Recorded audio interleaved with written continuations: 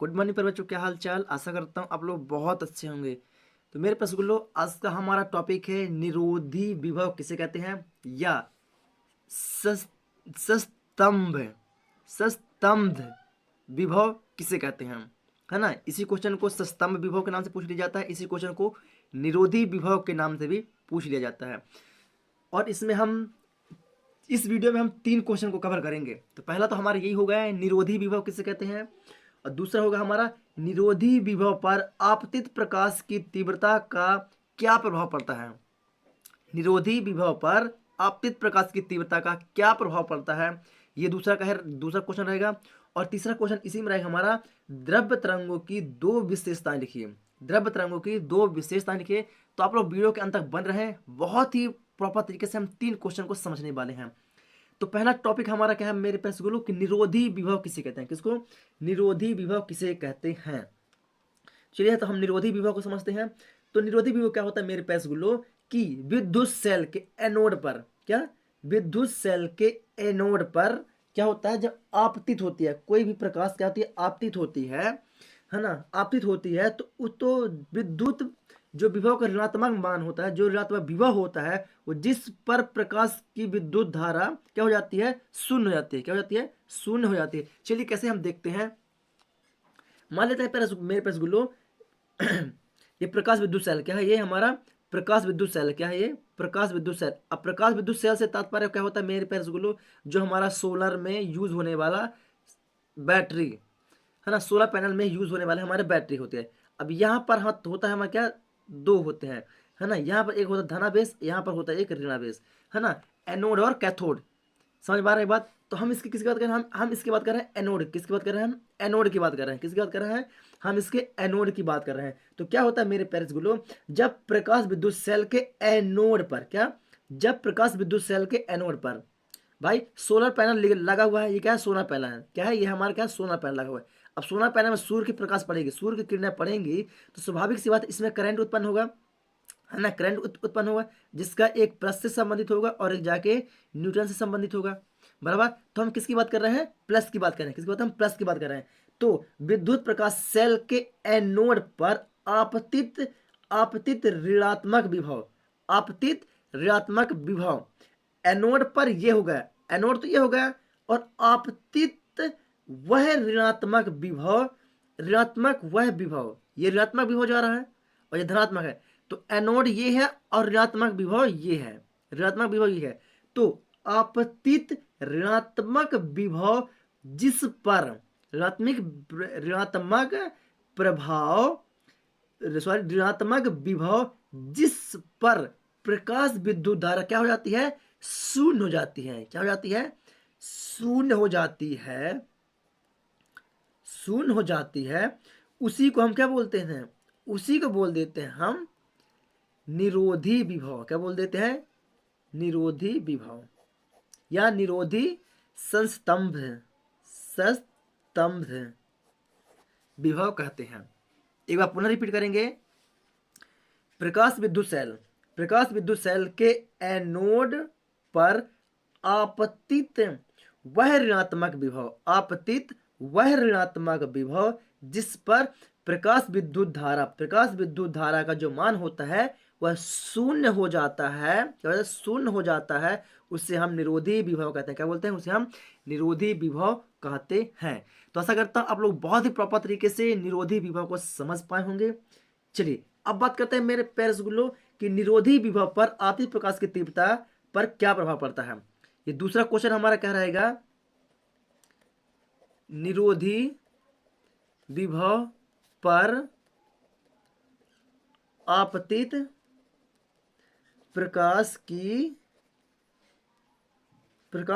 तीव्रता, प्रकाश की तीव्रता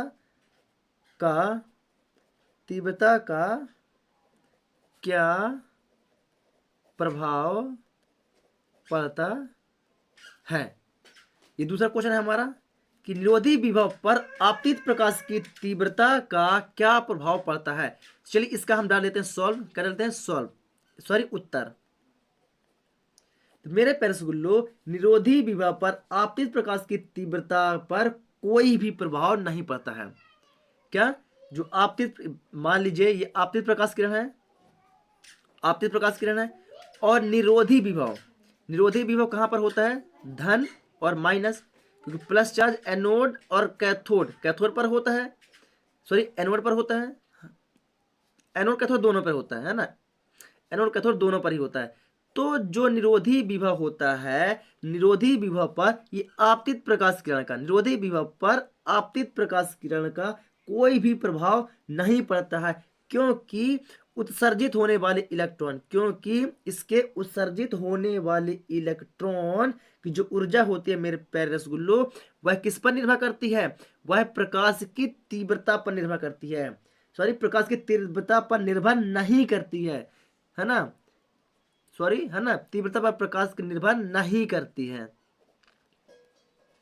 प्रकाश की तीव्रता पर निर्भर नहीं करती है, इसलिए निरोधी विभव पर आपतित प्रकाश की तीव्रता का कोई भी प्रभाव नहीं पड़ता है। एक बार पुनः रिपीट करेंगे मेरे प्यारे रसगुल्लो कि निरोधी विभव पर आपतित प्रकाश की तीव्रता, आपतित प्रकाश की तीव्रता तीव्रता का कोई भी प्रभाव नहीं पड़ता है, क्योंकि आपतित प्रकाश किरण की उत्सर्जित इलेक्ट्रॉन की ऊर्जा, उत्सर्जित इलेक्ट्रॉन की ऊर्जा की जो तीव्रता होती है तीव्रता उस पर निर्भर हमारा नहीं करता है। जब निर्भर ही नहीं करता है तो स्वाभाविक सी बात है निरोधी विभव पर आपतित प्रकाश की तीव्रता का कोई भी प्रभाव नहीं पड़ेगा, कोई भी प्रभाव नहीं पड़ेगा। आशा करता हूँ आप लोग इसे भी बहुत ही प्रॉपर तरीके से समझ पा रहे होंगे।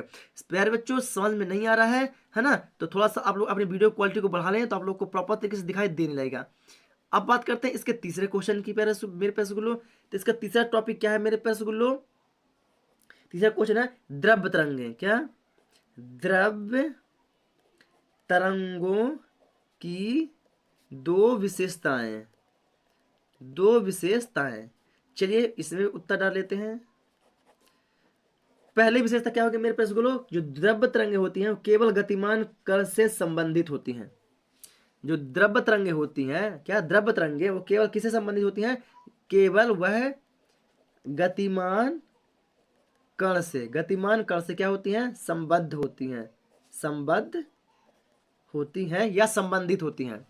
द्रव्य तरंगे केवल गतिमान कण से संबंधित होती हैं, ये तो हो गई इसकी पहली विशेषता। अब बात करते हैं इसकी दूसरी विशेषता की। तो इसकी दूसरी विशेषता है मेरे पास गुलो कि द्रव्य तरंगों की प्रकृति विद्युत चुंबकीय की नहीं होती है। जो द्रव्य तरंगों, क्या द्रव्य तरंगों की प्रकृति होती है, जो द्रव्य तरंगों की प्रकृति होती है मेरे प्यारे रसगुल्लो, वह विद्युत चुंबकीय, वह विद्युत चुंबकीय नहीं होती, विद्युत चुंबकीय नहीं होती है, वह विद्युत चुंबकीय नहीं होती है। तो आशा करता हूं मेरे प्यारे रसगुल्लो आप लोग को ये तीन टॉपिक बहुत ही प्रॉपर तरीके से समझ में आया होगा। ये तीनों टॉपिक समझ में आया प्यारे रसगुल्लो, तो वीडियो को लाइक करें और चैनल पर नए तो चैनल को सब्सक्राइब करके बेल आइकन को दबा लें, है ना। तो ये रहा हमारा दो टॉपिक जो आप लोग को दिखाई दे रहा है प्रॉपर तरीके से। तो आप लोग वीडियो को रोक के पहले दो टॉपिक को लिख लीजिएगा। चलिए ये दो टॉपिक आप लोगों को प्रॉपर तरीके से दिखाई दे रहा है, निरोधी विभव किसे कहते हैं और निरोधी विभव पर आपतित प्रकाश की तीव्रता का क्या प्रभाव पड़ता है ना। ये दो टॉपिक आप लोग प्रॉपर तरीके से लिख लीजिए। चलिए अब बात करते हैं द्रव्य तरंगों की दो विशेषताएं। तो मैं आप लोग को लेके चलता हूं द्रव्य तरंगों की दो विशेषताएं कौन कौन से होते हैं प्यारे रसगुल्लो। तो द्रव्य तरंगों की दो विशेषताएं लिखिए। तो ये रही प्यारे रसगुल्लो हमारी द्रव्य तरंगों की दो विशेषताएं। आप लोग प्रॉपर तरीके से वीडियो को रोक के लिख सकते हैं कि द्रव्य तरंग केवल गतिमान कण से संबंध होती हैं, संबद्ध होती है, और द्रव्य तरंगों की प्रकृति विद्युत चुंबकीय नहीं होती है। तो आशा करता हूं प्यारे बच्चों आप लोग को यह पॉइंट तीनों बहुत ही प्रॉपर से समझ में आया तो वीडियो को लाइक करें, चैनल पर नया तो हमारे चैनल रिस्क स्टडी को सब्सक्राइब करके बेल आइकन को दबा लें, है ना। मैं मिलता हूँ अब आप लोग को एक न्यू वीडियो के साथ, तब तक के लिए मेरे प्यारे रसगुल्लो जय हिंद।